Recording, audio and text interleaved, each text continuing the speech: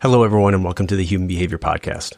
In our experience, we often see organizations and individuals rush toward new technology and equipment, convinced that these shiny solutions will solve their deepest problems.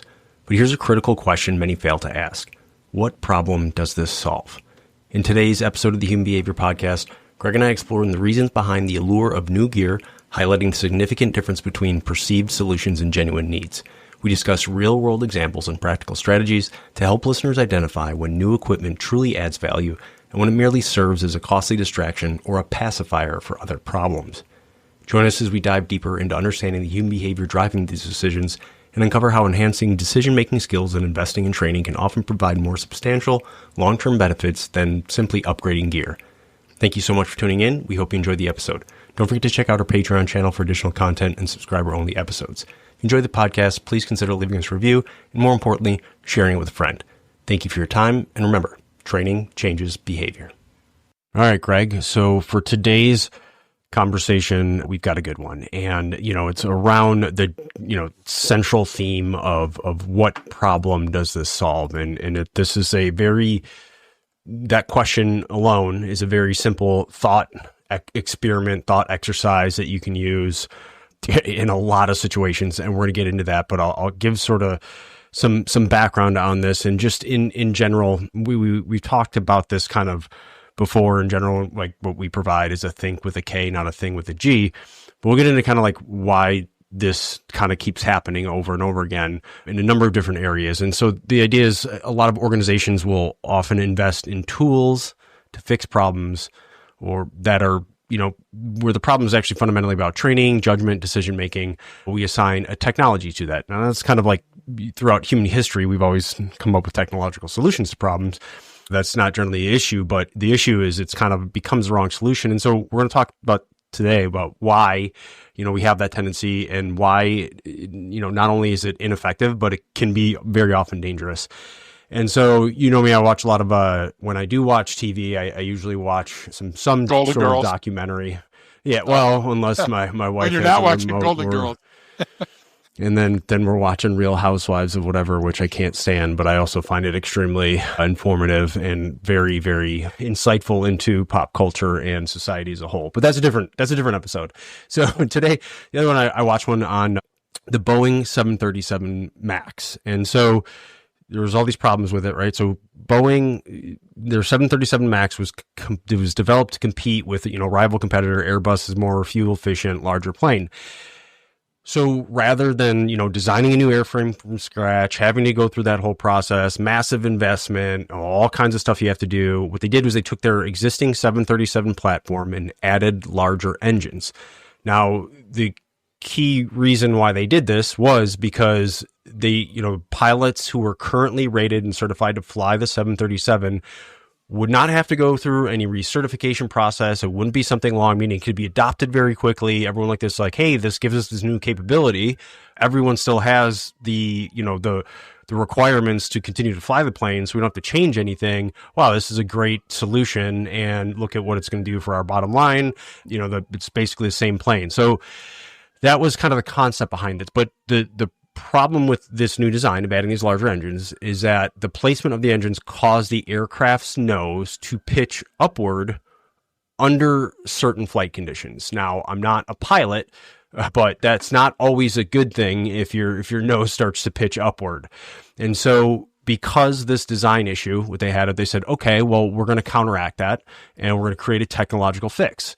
And so they said, rather than, again, spending the time and the money and the resources and pulling pilots offline and getting them trained up and, hey, this is what happens, but you can counteract that. What they did was they just implemented this new system called MCAS, Maneuvering Characteristics Augmentation System. So the idea was the MCAS automatically pushed the nose of the plane down if it detected that the aircraft was climbing too steeply. Now, once again, Greg, I am not a pilot, but I think for a significant amount of the time that you're flying, you don't want the nose of the plane to be pushed downward during your flight. I'm not going to sit here and believe that Boeing made a mistake. Okay, so if you're trying to get me down, I'm just saying that's a little hard to swallow. So yeah, well, I don't want to get. I like my life. I like being above the ground. I don't want to get taken out by some Boeing team. No, but so Here's the thing. Boeing didn't train pilots on the existence of this MCAS system. And a lot of the pilots they found out after the investigation, they were unaware that it was even on their aircraft. So they're flying this plane thinking, okay, yeah, it's the same plane. Yeah, newer, bigger engines, whatever. They didn't even know that there's this thing in there that might push the nose of the plane down. So, it also relied on a single sensor. And if that sensor failed, this system, again, that pushes the nose of the plane down could activate incorrectly. So from this, there were 2 fatal crashes. Lion Air and Ethiopian Airlines occurred after this MCAS forced the nose of the plane down repeatedly. Flight crews obviously had no idea what was happening, so therefore they had no idea how to correct it. So people said, oh, it must have been pilot error. It's like, well, no, it's not my fault if I don't know what's going on. I can't diagnose the problem, and let alone, even if I did diagnose the problem, know how to solve it because no one trained me, right? So the core failure, obviously, Boeing tried to solve a design challenge with automation and software. They failed to invest in training in the human beings who would be responsible for managing that automation. They relied on the tech instead of investing in decision support, orientation, crew readiness, situational awareness, those kind of things. So basically, Boeing gave these pilots a new capability without giving them the cognitive framework to manage it. So it's like, here's this new thing, go out and you'll be fine. Well, that's not how that stuff works. And so the end result of this one, 346 lives lost, worldwide grounding of the entire 737 MAX fleet. Boeing, I believe, lost over $20 billion in costs and legal claims. It's probably even higher than that. And then years of reputation damage in the aviation safety, which then compiles anytime you have any other problem, right? That's becomes the issue. So, like I said, the big central theme of what we're talking about today is just what problem does this solve? That's the central question of today's podcast and today's discussion. And what, it's a very simple, it's a simple thought experiment to coming up with any new solution to anything. It's like, well, what problem? We often come up with solutions to problems that don't exist sometimes. And when it comes down to these types of decisions, like most resource decisions are made reactively, not strategically.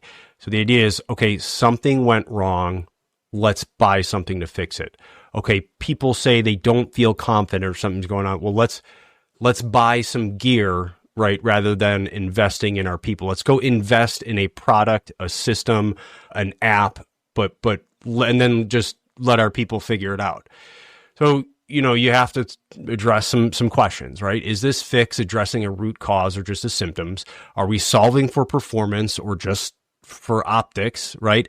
And tools, I've also seen, we'll get into this, tools are often used as shortcuts for difficult conversations, or they're used in place of having a difficult conversation.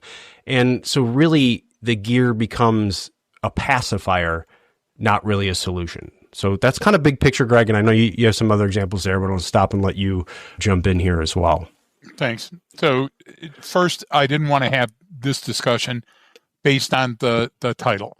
So when I first read, what problem does this solve?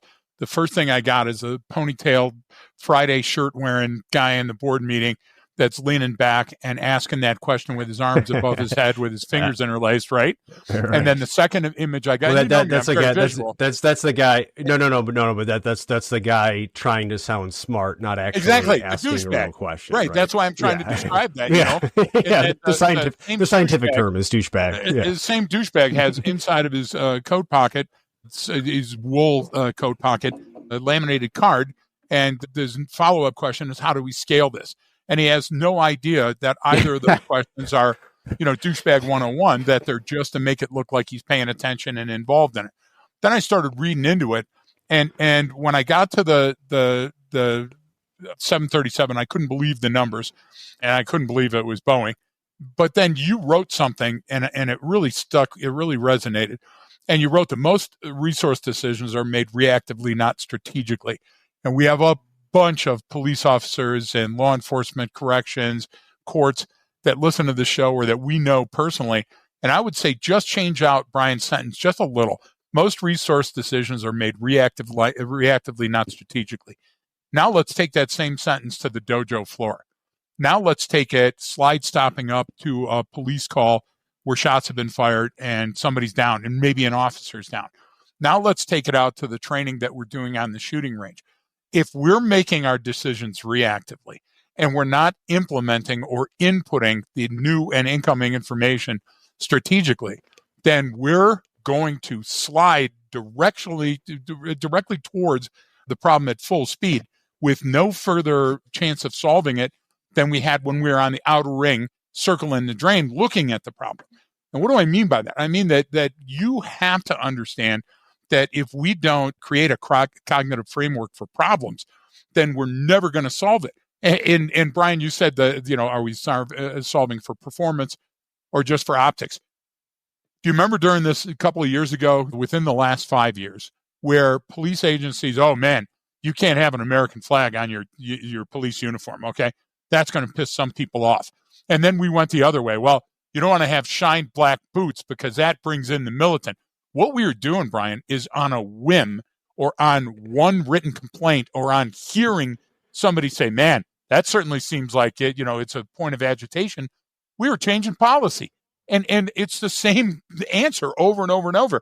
What thought did we put behind this before we decided to go forward and fix it, right? And you bring up, kind of reinforcing the point that a tool can be, when I said, tools are often used as shortcuts for difficult conversations. Yep. So rather than having a difficult conversation, we wanted to point to the flag or the boots and say, that's the problem. It's that's clearly not the issue. Like, exactly. It's like, what does that have? What does someone's shoe have to really do with the situation? Or is that symbolizing something larger that alludes to the problem that you're actually getting at, but you don't know how to articulate it? So you can point, but I can point to that. I can point to that thing. You know what I mean? So I say, well, that's got to be it. It's the red hat you're wearing, and it's like, well, okay, no, it's not. That's a symbol of something. Exactly. That's that you don't like. So I want to get. I know you had a good example that spurred a memory motion link for me. Oh yeah, and I'd love you to bring that up too. So I lived through something that most Americans have long forgotten, and let me be the historical record. So the Civil War. The Civil War, being the musket man. So there was a thing that came out while I was a copper called anti-lock braking, and they called it ABS. And we had a fleet full of Chevs, and then we had the big gosh damn boats that I can't think of the name of them that were out there as the marked police cars, and all of them, because they were fleet vehicles, they all came straight from General Motors with the ABS on it.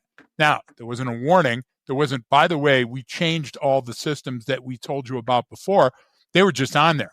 And the idea behind it was sound, because it was supposed to allow a driver to maintain steering control and shorten stopping distance. And specifically for emergency situations like slippery surfaces, the gravel roads, those type of things, where if your wheels would lock up, you're going to skid and lose control. The only problem, without telling us about it and without the additional training, Caprice Classic and the other one I still can't think of, they put them on the fleet vehicles and said, hey, let the gosh damn accidents begin. So what happened is that when you pressed down on it, you had, first thing that came back was a pulse rate. The pedal would actually push back towards you, and it was a rhythmic pattern, like boop, boop, boop. And then when it did that, it made a clunking sound in the firewall, cluck, cluck, cluck. And so you thought something failed, and you thought, holy shit, the car's falling apart, and you weren't stopping. Well, you were stopping. You were slowing speed and lessening the inertia. But with the brake pushing back on you and that noise, you thought you had a systems failure. So people were just sliding through intersections and ramming the car in front of them and oversteering. Oh my God, I could tell you the story. And we were in, gosh damn, what's the name of that little city at 8 Mile in Kelly, Harper Woods, maybe. And end of a long pursuit and a dangerous situation with shooting during and after the pursuit. And Rick Bewley came up because we called for another car, and locals were on the scene. And Rick Bewley had the brand new sled on the fleet, and he was pressing it and threw up his hands to tell us, I'm coming, and went sliding right through the crime scene and almost killed all of us and took out a light pole. And so we went back to the administration. I mean, this all happened in a weekend, Brian, and we're going like, what the hell happened to our scout cars? And all of a sudden our supervisors the General Motors was literally across the street, came back and said, oh, it's the ABS. So we nicknamed them the anti-stot brakes because nobody could figure it out. Now, Brian, with a short amount of time and with all the complaints that we had and all the dangers that happened to them, it evolved significantly because we were speaking directly to the people that were putting them on the cars, and they were going, oh, wow, what a great test case. But I would ask you this. I would say, wouldn't it have been great to try a UX experiment just for the hell of it and say, put some people out in the parking lot with cones and water bags and stuff? And Brian, that never occurred. And General Motors are going to get on and say, oh, yeah, we did all this. Brian, it never occurred. They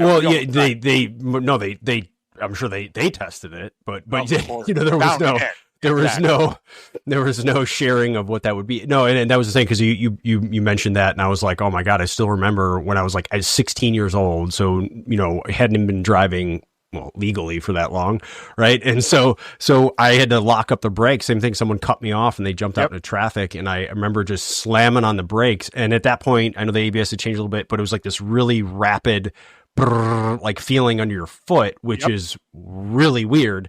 And then, so what did it automatically cause me to do was, oh my God, there's something wrong. And then I lift my foot up and then I have to put it back down. So the idea was that the ABS is there, it works. You stop faster because rather than locking up the brakes and sliding through, you actually will stop faster. It's been proven to show that's a better system. But the first time you experience that, you're like, oh my, again, it's so counter to anything you've experienced so far that it's completely foreign. And so until you have that experience, unless you have it, it was just, I still remember that exactly what intersection I was at too, because I almost clipped the person. Two completely different age groups. Brian is much older than I am. Two different things that we like. Brian's a clog fanatic, and I certainly hate clog dancing. And we could go down and say the Grand Marquis, is that it? Might be. And what happened is we both came up with the same experience. So to me, that's significant, Brian. And if we look at another airline thing, one of the things that we talk about in class is that when you think that your engine is stalled, what do? Intuitively, we know that what we need to do is bring the nose down to gain the thrust, the lift, the get the engines going again. And what do though? We pull up because we're afraid of the ground. So your natural reaction on the ABS was to fight the ABS, which was actually doing the work for you. But guess what? If we don't have a mental component and we don't have a training component, then it's going to be like gosh damn Martian arithmetic. So the Crown Vic, the Crown Victoria was the other one that had it. Yeah. So this is, it's always interesting to me, kind of like why tools are the default. And so it's really important to understand that how much it affects us as humans. Obviously we're sort of primed for technological advancement. That's how the human race has stayed alive. We've had to adapt to some situation to make it easier for the purposes of survival. I mean, it's just ingrained in our DNA. But the tools often become this default for a number of fairly simple reasons. One, tangible ROI, right? I get a return on investment. It's easier to budget. It's easier to understand the cost and what I'm going to get back from that. It's much easier to show off, hey, look at this thing, look at what we bought, versus, well, look at this new capability of our people, or look at how they think now. So it's very, very easy just to point to it and say, there's the camera, there's the metal detector, there's this, we have this thing now. This thing is going to save us. This thing's going to help us. We can rely on it. It's effective. It's been tested. It's been engineered. And most of the time, really good and does exactly what it's supposed to do. I mean, I'm not bashing the tool or the technology itself. I'm bashing how we use and how we interact with it. And so it's easier to point at something. And then, just because as humans, we have sort of that simplicity bias, right? We gravitate towards solutions that are easier to understand and implement. It's easier to equip a person than to train one. If I take you, right, some random person off the street, and I go, okay, what is this person capable of? But then I put you in a uniform and I put gear on you and I give you a weapon system and I give you all this stuff. Well, suddenly, okay, well, this person, they've got all the tools they need. It's like giving someone, hey, or here's your full here's your garage completely built out for everything a carpenter would ever need. Wow, this is awesome. It's like, do you have any training in being a carpenter cutting wood or anything? No. It's like, well, that's all useless then. I mean, Exactly. it's that part comes first. And so it's, I'm not trying to oversimplify that. It really is that simple sometimes. And, you know, as you know, with anything, with any organization, it's political safety, right? I can say which I would go one step further with political safety and said it just makes us feel better, right? If I get better gear, right? One, it's a better soundbite, it's a better headline. It's not going to cause friction with people or unions or culture or accountability. It's like, look, I did everything I could. I got my people the best gear out there. It's like, okay, and we pat each other on the back for that, but is like sometimes it's just done to make us feel better. And a big one, there's less accountability with that. Meaning there's sort of this, I can avoid being introspective and really digging in deep because tools don't challenge leadership decisions. They just don't. Tools aren't going to talk back to you. They're not going to say, hey, this is so messed up or we're being used incorrectly. The tool is just going to do exactly what it was designed to do. And so there's no feedback loop. There's no feedback mechanism. Well, training does that. Training actually says, oh shit, are we doing this right? Is this the right thing to do at this time? Right? Because you're going through the steps of doing it. Exactly. It'll magnify it. It'll shine a light on it. So to that end, and you brought up a couple of great buckets there, Brian. And so if we talk about ROI, simplicity, political safety, and introspection, if we just have those to throw some darts at. You know, Nico's a lieutenant on the fire department. So very proud of my son, Nico. It's amazing that he has time to do anything with all the fun he has. Yeah, I know. Well, especially now he's got the grandparents to watch the kid and the dog anytime he wants. Exactly. So now you're reading me. So give you an example, federally mandated political safety one, smoke alarms, okay? And we talk about smoke alarms for commercial and residential. But there's a glaring study that's been around for a good long time that says that conventional smoke alarms aren't effective at waking up children. In fact, only about 20% of the time are they able to do that. Okay, nobody's addressed that yet because the body count's not high enough. Do you get what I'm trying to say? So right now, the return of investment seems to be enough that even though it's a political thing, nobody's touching it. Well, then we talk about introspection. And I wrote down, let's get ahead of this. Can you imagine the first couple of people, and look, homelessness has been around since there's been people without homes. But I mean, if you talk about riding the rail and the old bum, cutting into the wood to say, hey, this place has got good stew, or, watch it, this guy's got a shotgun or whatever else. Cops a long time ago, and military certainly, Brian, you'll remember this, came up with the idea of refugee camps. A refugee camp was a short-term solution for somebody that was displaced by a moment of crisis. And guess what? Those tend to turn into long-term, hey, we wanted to get ahead of this, but nobody thought, what's the expiration date on this? When does this turn into a pumpkin? This is no longer a good solution. And now the hygiene and this and the waste and and some of them because of the drug use or the mental health challenge. And what happens is it gets out of control. But Brian, at the beginning, we all had good intentions and we all patted ourselves on the back going in, right? I'll give you just the one more. I remember when we had to get a new oven, and remember, we live in the middle of nowhere, so we had to order the shit from Denver. That takes a week to get there by rail, and then to find a guy to install this system in our house.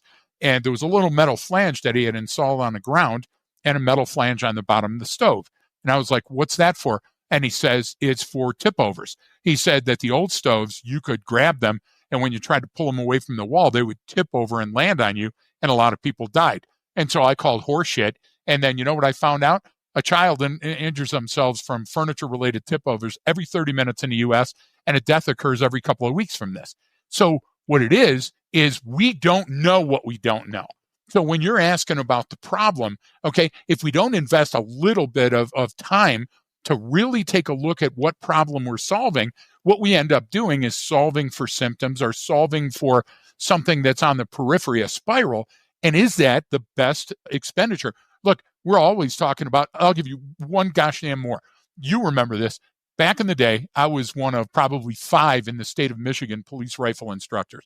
I got certified, went out to agencies, and back then it was the M16A2, the M14, the M1 Garand. Those were the police semi-automatic rifles that people had. Why? Because the agencies were getting them from that government plan. Remember, the government would outsource certain weapon systems, and then police agencies could pick them up for zero.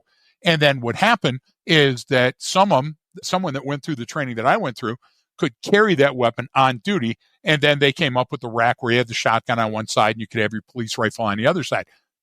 You know what the movement is now?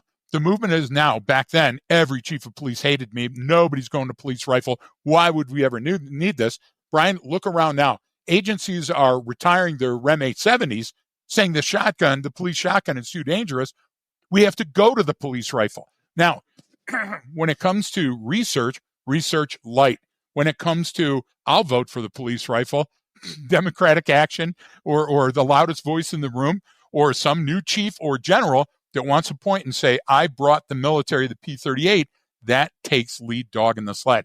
And now we get an entire agency retrofitting their vehicles or getting a new decal or doing something else where they think they're on the right path, Brian. But at the end of the day, it's the training that's a missing component. If you invest in training, you invest in your people. You invest in the cognitive mind. That's the whole debate of training versus tools, right? It's what's the real ROI? What's the real return on investment? And sometimes you do have to quantify that in a way. I remember working with the Army years ago when we were implementing and getting the buy off with the ASAT program, and they had to quantify it and say, well, it'll come down to basically the cost of a new pair of boots, and that's like when you see it that way, you go, oh, okay, like that's tangible. I can understand that. I can use that.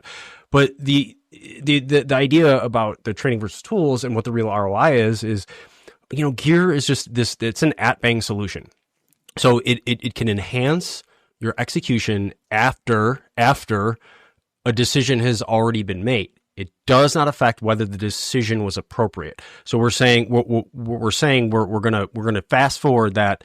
Okay, this is going to happen again. We're going to likely run into this. So this is how we're going to respond to it better, right? I mean, that's basically what you're saying, because buying something that helps improve your reaction time tells me you are accepting that the situation is going to happen again, and you're making a choice. We're not going to do anything about that. We're just going to wait till it happens again. And that's what we're going to do. And so that's the concept between, training is that left of bang investment, right? It teaches when to act, how to assess, why certain behaviors emerge, all of that stuff. But, it's, have you trained people to identify the situation where the tool is even needed?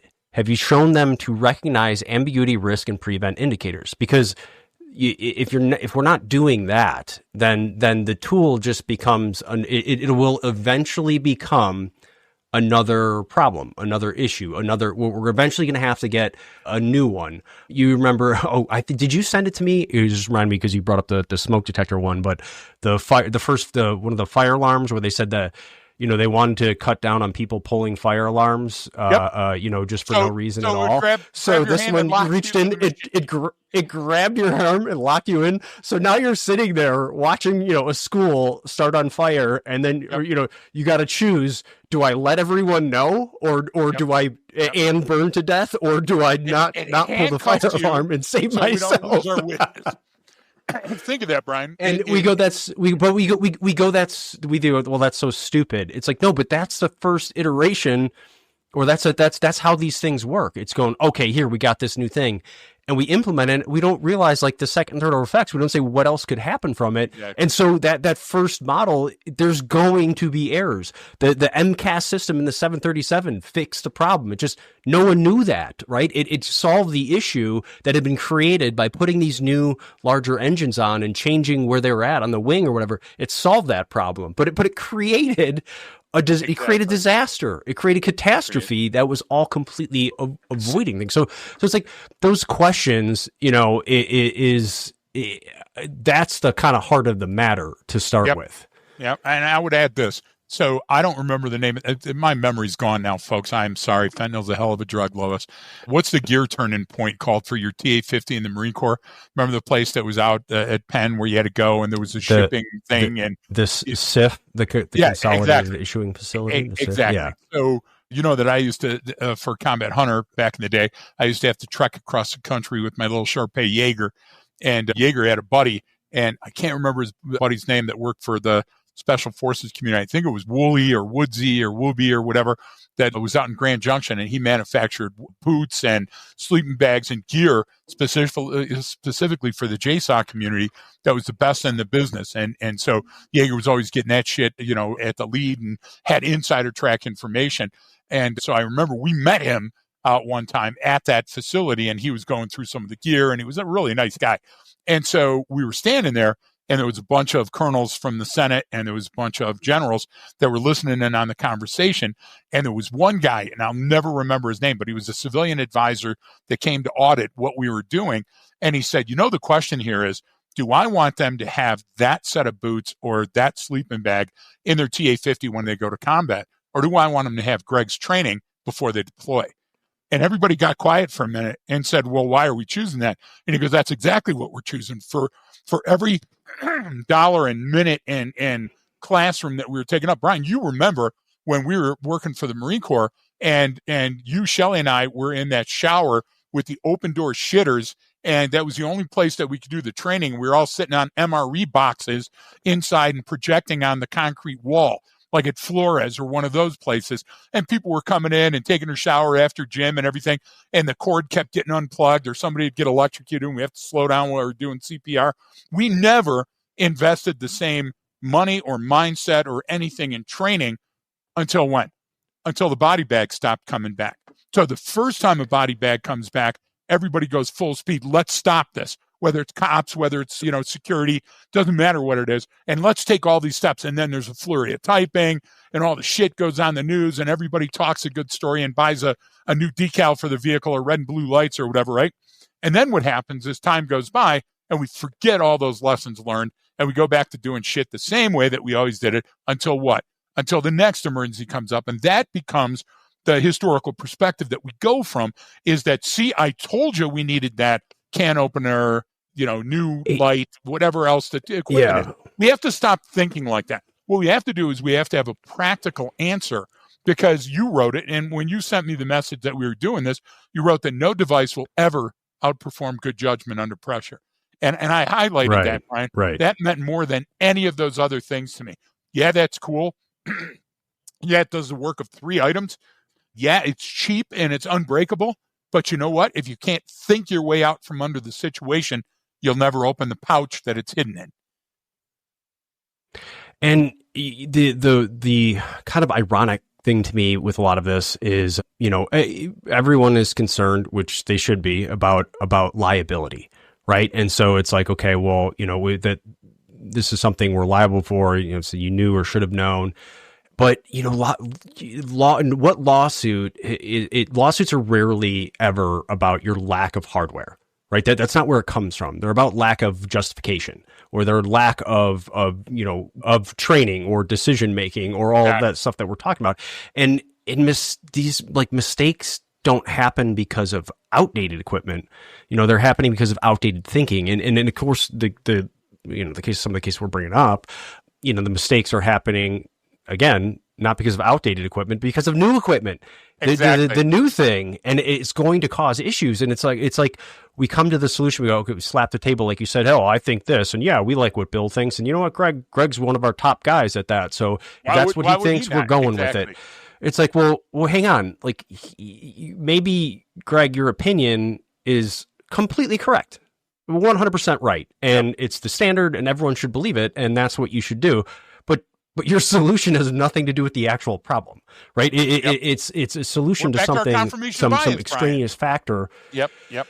Right. And again, it goes back to just how we are. And man, when anything I see something new coming down, right? It's the whole, okay, great. You gave them a scalpel, but you didn't teach them anything about anatomy. You gave them this thing, but you didn't teach them about the context of it. So it just becomes this abstract thing that I just point to, and you know what? It just works, or it's just this thing that we do.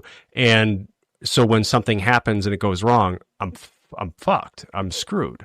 Exactly. I mean, look at all the money it's like that you invested. Come on.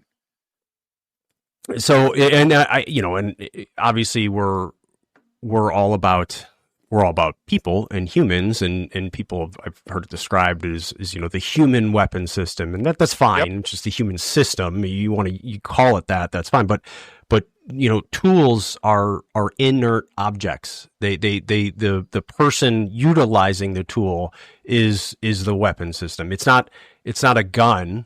It's the Right. person operating the gun. It's not, you know, it's the human interaction with it. And then this goes to how I look at all issues. Like, you know, it's not that drugs aren't the problem. It's drug addiction and people's interaction with the drugs that are the problem. The gun is a piece of metal sitting on a freaking table. So it's the human interaction with the gun that the problem is. And so it all comes back down to that. But when you do that, you're assigning responsibility to people, and everyone loves doing that in certain situations and saying you're the problem and this is what it is and they got to go. But when it comes to then you accepting responsibility for that, it's like, well, no, if I would have had a better tool, or if we would have had this thing, then I wouldn't have done that. It's like, no, we're not. We haven't mastered sort of vanilla yet. We haven't mastered basics yet. So why are we doing this thing when that situation or that solution to that problem, we could just avoid the problem in the first place? And I don't think we do that, right? We're not very good at, well, which is, we make little strides or advancements, or people will say it and they'll go, hey, yeah, that's a great concept or idea. And then they'll turn around and go buy the new thing. And it's like, well, wait a minute. And tell you to stand down because, well, you don't understand. Or not even tell you to stand down. So I'm like, yeah, we'd love to do that, but we don't have the money. It's like, yes, you do. That's what I'm trying to say, Brian. That's what I'm trying to say is that what happens is they turn it into a choice. They turn it into a decision and try to get you on board going, you just don't understand the pressure we're under. You know, this is an immediate thing that we need to do. Yeah, okay. And Wiggies, that's it. Wiggies, the best tools in the world for special forces. Folks, look up wiggies.com. And if you go there, make sure you give a shout out to Brian and I. Holy shit, my memory is horrible. Look, back in the day, you know that the Edge was the premier self-defense shoot, move, and communicate academy for everybody. And one of the things that we did on the range is we had these little baby paper plates, because they were very cheap at the dollar store, the little white ones with the corrugated edge that were probably, I don't know, 6 inches around. And then we had much less. What would that be? The 3-inch diameter. And then the other ones that were probably 6-inch diameter. I know shit about math. And staple gun. And we would staple those up. And what you were taught to do is from the holster, then from the ready, from whatever position that you were, you had to put a number of rounds in each one of those targets. Then we would transition to a paper target that was significantly bigger with a small mark that was on it. And it was that hit the small mark with your bullet and then make each subsequent bullet touch the hole from the first bullet. And we would work on that under speed and duress. And then at the end of the day, we turned the target over and it was a human target with all the X rings and the 10 rings and everything else on it. And people go, holy shit, I can't believe I shot that well. Then guess what we did? We deconstructed them by having them shoot at those targets and they couldn't hit a gosh damn thing. So what's the worst thing when you're shooting? It's you, how you think under pressure, the pressure that you put yourself under, because the tool that you have, the firearm and the bullets are manufactured to specification to fire and function the same way every time. So if you put them in a gosh damn machine and a vise and held them there, they would never miss, okay? There would have to be a malfunction for them to miss. So what's the thing that continues to go wrong with systems? And that's the person, the human capital that you have out on the street every day.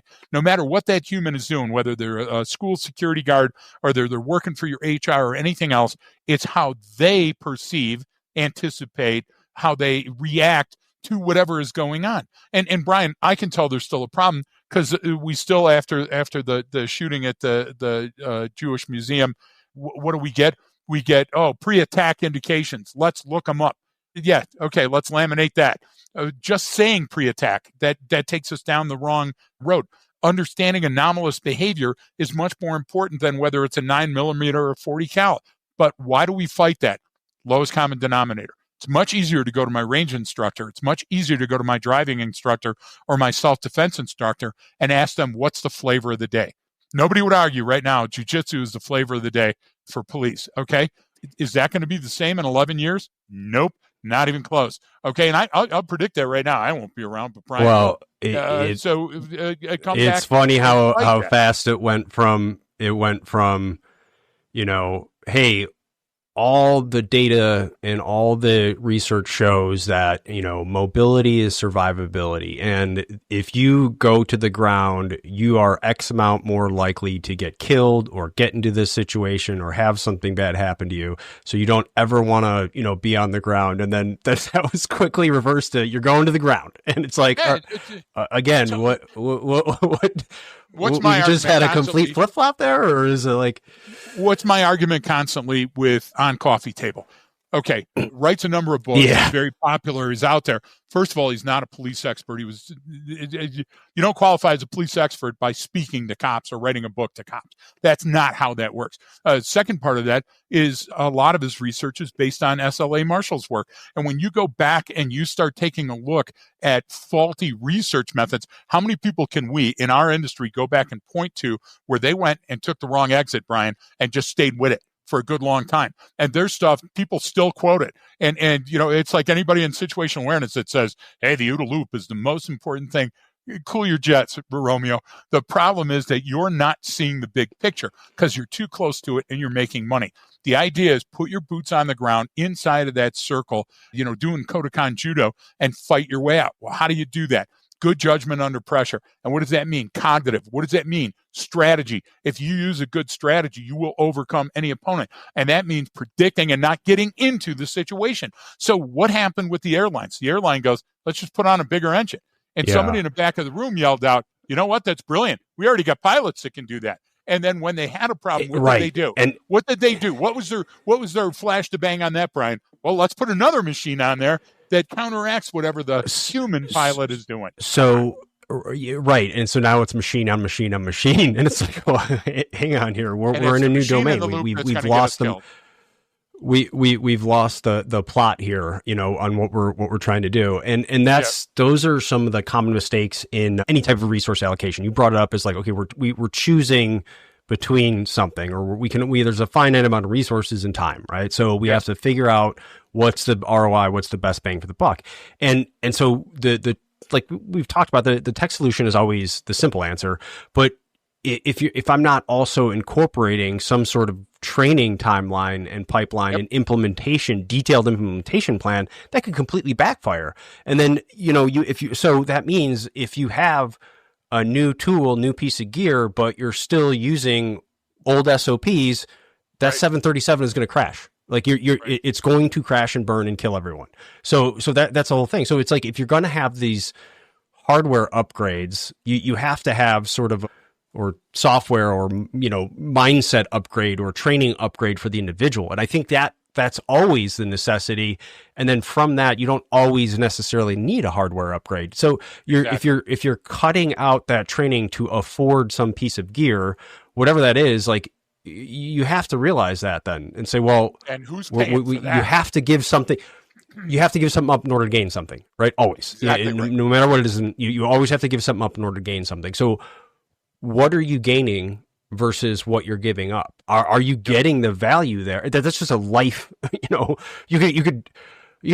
just a life motto, right? You have to give something up in order to gain something. But as long as what you're gaining is greater, has greater return on investment, is more effective for you, is a net positive than what you're giving up, then you're doing okay, right? You're doing good, right? But that's not always the case in these. And so, this, the buy before we analyze it, this is going to make us safer. That's not a strategy. It's just not. I mean, and that's it's where are you starting with this? I think is my biggest issue with this.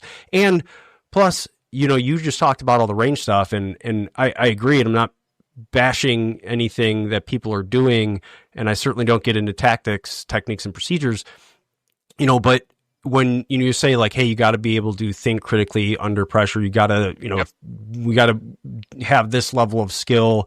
It's like, well, you're still talking about the human, and a lot of that stuff came from especially like the tier 1 military units, and it's like, well, look, they can think through the situation and think under pressure because there isn't pressure yet, because they've fired so many gosh darn rounds that they can't miss if they tried, right? I mean, it's just like the tier 1, the special mission units that do a lot of like hostage rescue stuff like that, right? I train and work with those guys, and it's like, we do so many reps in training that you just won't get it wrong. You can't, because you only know how to do this right thing. So when something comes up that's non-standard, you're not overwhelmed in the situation. Your cognitive load is less because you've done it so many times. Well, guess what? That takes years and years and years and years of training and experience to get to. So the military, tier 1 unit, well, they have that time. They have that luxury. They have that budget. They have they can afford to do that. But most places can't. Those are the only types of places that you can get away with that kind of stuff at. And so it's like we're not even looking at where our failures are really happening. And the reason I was bringing up the range stuff is in the decision making in that too, that has to do with the sort of the cognitive load in those situations. But more gear equals more complexity, which equals more points of failure. I mean, the more things you throw at it, the more likely something is to go wrong. And so each new tool you introduce, you got to reorient, you got to get reps, you got to have the right context to make it use effectively. And so if you're doing all of that additional training that you know you're going to have to do when we get this new thing, is it worth it? Or do we just do some new type of training, save our money on the new thing, and figure out what the real problem is? And it's like that analysis is never done. Let's shit in a punch bowl, shall we? And let's serve it up fresh to everybody, because we get a lot of trainers that are on here too. So if you're a cop and you're a trainer, answer the following question. Have you ever been on a homicide or a suicide where it was a 22 long rifle? Yes. Yeah. What about a 32? What about a 38? What about a 9? Go all the way through the different calibers to the worst handgun, which was a single shot pocket Derringer, all the way up to an M98 Barrett with a 50 cal. You've seen them all. Okay. So it's more important for shot placement, but we all talk about stopping power. Why do we talk about stopping power? Because of fear. Why do we talk about it? For fear? Because we saw the Norco bank robbery. We saw the West Hollywood. We saw the agents in Florida get overwhelmed when they went to make the traffic stop and the guys outgunned them. We saw the coppers from California Highway Patrol laying on the slab in the morgue. And we say, never again. That's never going to happen. So we have leather gear with higher capacity magazines. And then, now what we're doing is we're chasing the gear. And what we should be chasing is the critical thinking. Because if you can outthink a cunning opponent, we know from the pathology that you can kill somebody with a 22 or a 38 or a 32 or a gosh damn slingshot, or a nut or a bolt that came off the neighbor's lawnmower. So we understand physics. That's something we can wrap our brains around. But what we don't understand is how critical thinking will trump any new tool, any new resource that you try to bring to bear. The problem, the age-old problem before deployment in Iraq, what's the turning radius on this Vic? And none of them knew. And how far can it run if you get shot in the oil pan? And none of them knew. And Brian, you remember that. You teacher and I, we dropped the mic and walked off the range because we didn't want to die with those idiots when they were in combat. They were shipping all that gear over and not one person asked the question, hey, what happens if we hit and the airbag deploys? Is the Vic out of service? What happens if we get T-boned in the intersection and the vehicle shuts off? Do you remember those? And Brian, that's that now, I don't know time, but that's like 20 years ago now that we were asking those questions. What happened to that? What happened to the curiosity, Brian, where all of a sudden somebody in the back, Gutenberg, raises their hand and says, I'm a Newton beta. This doesn't sound like the best idea. But we've gone past that because new shit looks cool. And it's a race gun. And now I want to be like a fast roper. That's not your job. The more time you're spending on the range, you're not on the road. The more time you're spending flipping those tires, you're not out meeting your community. Now, do I say that they can exist in the same space? Of course they can. But that's what you should be working on. You should be working on your strategic, operational, tactical plans, not buying new gear and spending all that money you don't have. Here's, it comes down to, the kind of like, well, what questions should we be asking, and how do we analyze it? How do we get to the kind of, how do we actually scope the problem? And these are really good questions to ask, but the problem is they have been kind of like you alluded to of your person in the board meeting at the beginning of this talk of, how do we scale this? It's like, wait, you haven't solved the problem yet. Or that was John Douchebag. What problem does it solve? It's not that though. Like, because what those questions do is it forces you to clearly define what the problem is. And when you go through those simple thought experiments, you go, oh, wait a minute. we're not really approaching this correctly. Like or we're not being clear in this area. And so I always do obviously is what problems to solve, but it's like, what is the actual performance gap? I actually just even this morning, you saw Gary Klein, Dr. Klein, who we had on, who we love, he posted something about, he's like, look, when people do historical perspective and they do these case studies, they do whatever, we're often obsessed with, or we get enlightened to what happened, meaning, okay, here was the time, here's the maps, here's the decision that was made, here's the caliber, or here's this, whatever. It's like, well, but we don't ever get into sort of, well, what contributed to these decisions? Why did they do that? What were all of these contributing factors? Because if I can break those down into the three biggest ones, exactly. I know, well, these are the three biggest, and then I can go back to other situations. Well, wait a minute, these are all the same three. Wait, these are the same three contributing factors. So it has nothing to do. You know what I mean? Sometimes it's something you never expected. It's dehydration. It's lack of sleep. It's that person didn't understand the graffiti. It's something simple many times. It's saying what's his name, Gabriel Princip, assassinated Archduke, Ferdinand, and that started World War I. It's like no, that was not. That's exactly not. That was. That what did that come as? No, that lit the kindling that was sitting there soaking in gasoline and mounting and mounting and mounting. But all that stuff was the issue, not him carrying out that one single act. It wasn't that. It was all of this other stuff. And so it's like, what is the performance gap? What are the costs of not investing in our people?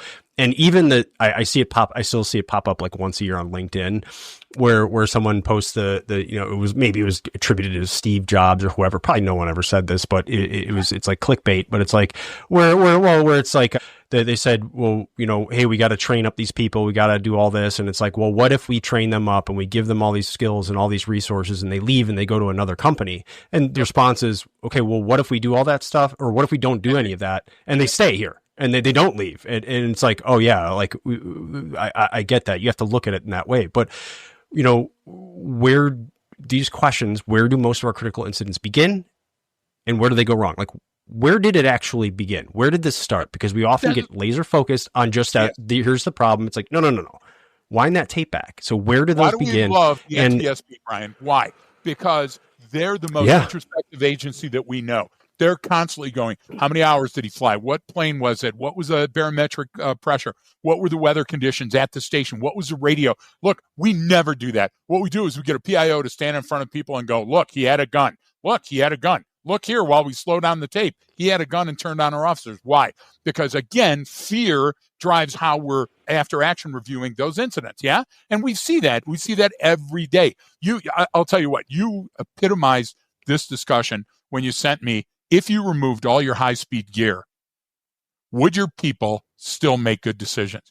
You know what? If you're listening to the sound of my voice, write down Brian's words and ask yourself that question. And then ask a friend that question. If you removed all the high-speed tack gear, all that cool stuff that you got, would your people on the road still be making good decisions? Would your people in the classroom, would your employee at the cashier or at customer service? Because that's what it applies to. It applies to improving yourself, right? Well, yeah, because it's like, okay, if you got rid of all of the tools, would the person still be able to solve the problem? Would they still be able to do it? But here's the thing. People will not. How many organizations do we work with where they are unwilling to answer that or ask that question? Because now what? Well, now I know. Now I know what the problem is. Now I'm liable for it if something happens. And we have staffing people. We still need. It's like, well, that's not you just identified a problem child. Like you always give the example, everyone's got someone when things go wrong and you got person A is on it. It's like, who's there? Oh, person A, send them everything they need. Just do what they tell you. Wait, who's there? Oh, person B, get them out of there and go send person A. It's like, well, if you already know that right now, you've identified what the fucking problem is. And so you actually are liable now because if you can go back and say that and you knew, then it's part of the it's dead weight at that point. They're not providing a value to the organization. So I had one personal situation I'd like to share because I want to tell my story. So here we are in Afghanistan working with the Ministry of Interior. And they say, listen, working with our coalition partners, we'd like to develop a patch because patches were more important than coins back then. And let's have a good design patch. And every single one of them had a rifle and a lightning bolt and a machete and an explosion and all those other things. And I said, well, what about Shana Bashana? What about standing shoulder to shoulder? And they go, okay, well, we can put that on there, of course, but what else would we put it on? I go, wheelbarrow and a shovel and a rake. And they laughed me out of the room, Brian. They laughed me out of the room. A couple of weeks later, I get a call and goes, hey, can you come back and see General, I can't pronounce his name. And I go, yeah. And we go back and here's all the reps in the room. And they go, hey, we like that patch design. You know what? We are so hung up on being the force. You know that in other countries, when you see a shield, that means defense. When you see that on an American patch, that means we're going to use the shield to beat you down and then hook you up and drag you out of there. You know, it's all in perception. And the perception of having the high-speed equipment is for you to placate the people that work with you and for them not to be scared. And right now, take a big dose of SDF up because you're saying, I'm not afraid when I go on the road. Of course you are. If you weren't, you wouldn't have all that stuff. You would invest in your A game, and your A game is critical thinking. That's the performance gap. You know what? Report writing, talking to people, walking up and carrying on a conversation. Brian, that's where your money is right there. Because if you can do that and you can shoot reasonably well, you'll be fine, right? But that's not where we start thinking. Would you agree? I mean, you're an expert, a subject matter expert. I am, but that goes back to a lot of that really has to do with how we measure things, right? There's a great, I don't know who said it. I think John Peters uses a lot, where it's, not everything that we measure matters, and not everything that matters gets measured. And so how do you do that? Because and this goes into even like the PT standards, physical training and how that stuff changes. And everyone's like, well, you should have to be able to do this. And you should have to, it's like, in no way, let me be very clear, in no way do any of those exercises and the time you get on those exercises translate to how you will perform your job under pressure. They just don't. Obviously, you want to be in better shape. You want to do this, but that's not the thing but because I can measure it, because I can time your mile run, Greg, because I can count how many pull-ups you can do. Well, it's easy for me. But I can measure, or I can score your target, right? I can score that. I can say, well, here's the number, and that's either a pass or that's a fail, or that's, need retraining or new this. And so it's very simple. It's very, very, very, very fucking simple, right? Is it inches? Is it meters? Is it money? How are we measuring this? It's like, well, what about outcomes? And this has gone even, especially with policy too. I mean, how many times have you seen like a politician or someone be like, oh, and we spent this much money on, this initiative. It's like, that's not a measurement of performance. The amount of money you spent, that's the cost. That's not measuring the outcome. What did we get from that? What came of doing this? What came from it? And because it's a little bit more complex, people stay away from it. And they go, well, I can't justify that in a budget. It's like, well, if you're thinking in terms of yearly budgets, then you're fucked. There will be zero improvement. And that's my biggest thing about any plan coming in, especially I always, politicians are just a great example.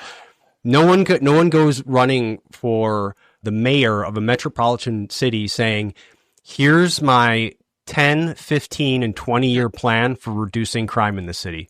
Not one fucking one does that. Why? Because, well, that's kind of hard to measure. But I can point at this number thing right here, even though that might have to do with we were on a lockdown and things changed, and then the economy changed, and this, like, all of these extraneous factors might have been the issue, that not anything that you did. In fact, some of the stuff that you did may have had a negative impact on it. So we don't know how to measure this stuff, and I that's just very. I like that. Then it becomes implicitly hard to understand as a human what I'm getting out of something, because I have to see it. I have to feel it.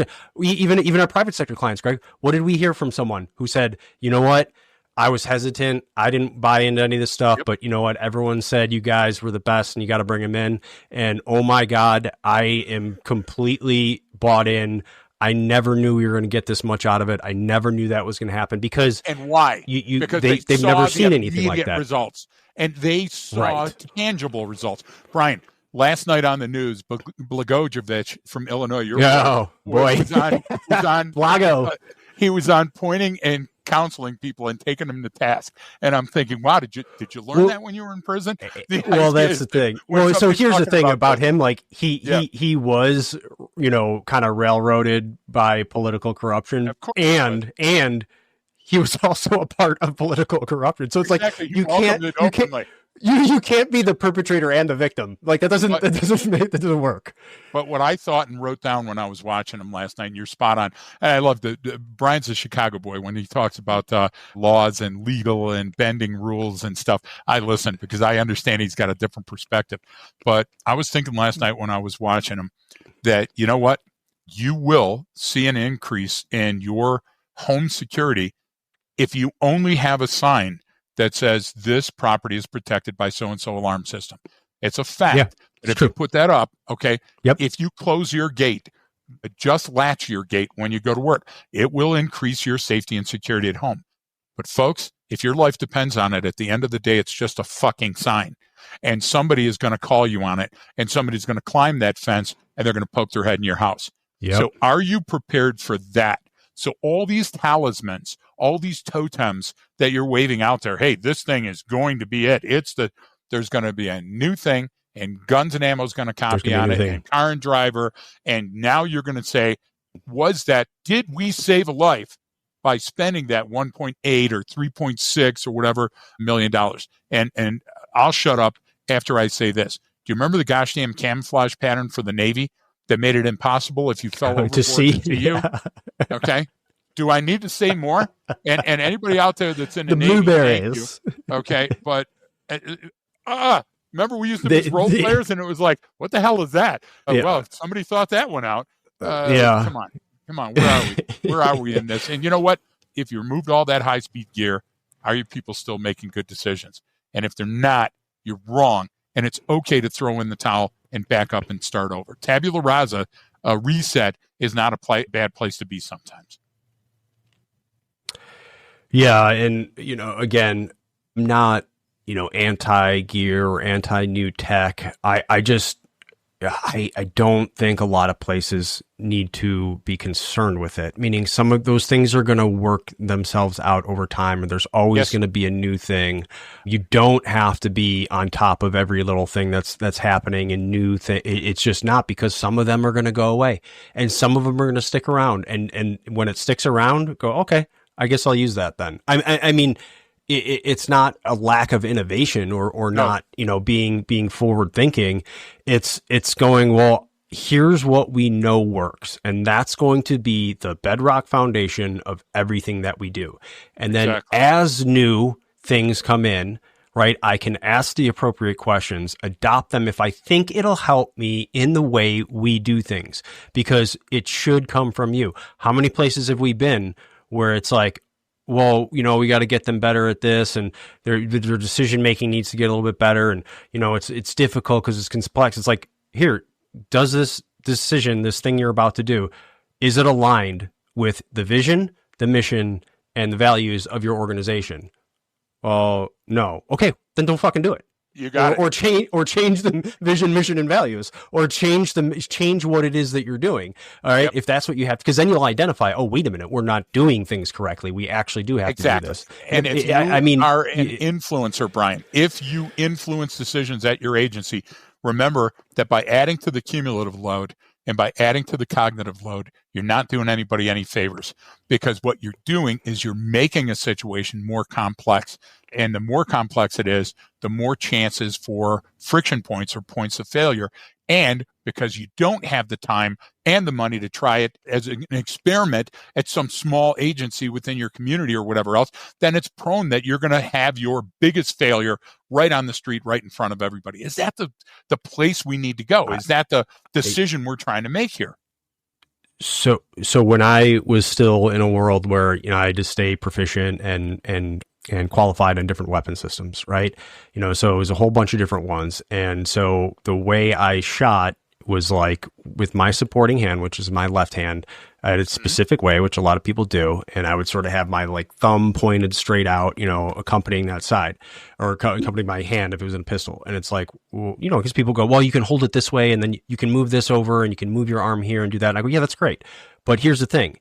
This manner in which I hold this pistol is the exact same way I can hold that M4 and that REM 870 and that M203. And so I learned one way, and I can use it in a whole bunch of different weapon systems in different situations. Efficiency. Right. Absolutely. So it's not I don't have to think about it. It becomes the way I do things. And it was like such a simple way for some people to see like, oh, I get it.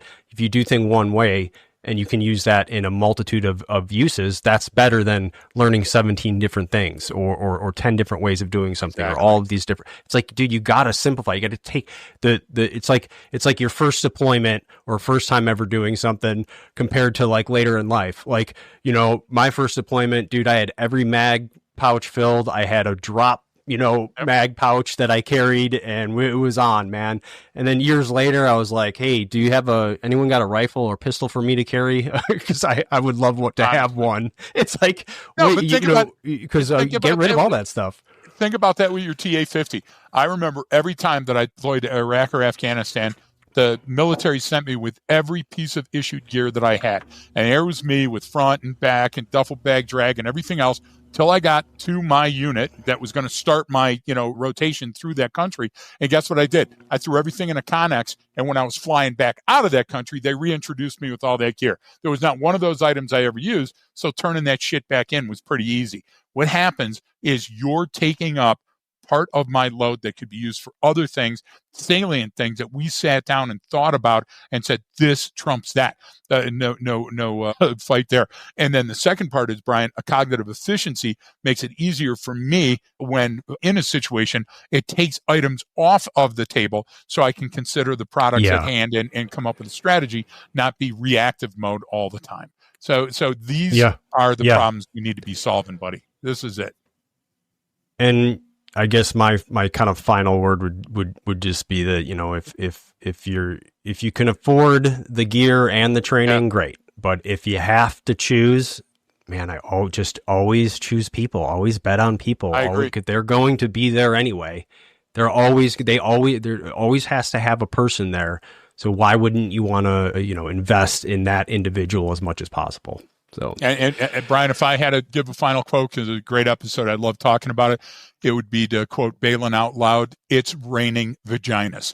So, I mean, that just epitomizes how I'm not familiar with that it. one. That's a young girl that has Tourette's, and a great show. And every once in a while, she slips a zinger out in the public, and just you watch people get fall on it with that. So I'll send you a photo. Really. Yeah, well, you lost me on that one. I'm going to have to look that up on YouTube after this, unless it's not Balin on YouTube. Out Loud, my favorite show now. Oh my gosh. All right, I'm going to have to do my homework on that one. But all right, well, we covered a lot. If anyone obviously has any questions, just reach out to us. humanbehaviorpodcast@gmail.com. Go to the Patreon. There's more on there. You can get recap of everything we talked about. You can ask us questions and give us ideas on there or things that you were thinking about. And I think that's about it. But we covered a lot. Return on your but I appreciate everyone. Yeah. I appreciate everyone for tuning in and for our Patreon members who support us. Keep up the suggestions and questions. We like hearing from you all. Thank you all for listening to the episode. And then if you could give us a like or a thumbs up or rating in the best way. Even if you can't do the Patreon, just share an episode with a friend. Say, hey, check these guys out. It really helps us out a lot in getting the message out. So I would appreciate that. But thanks everyone, and don't forget that training changes behavior.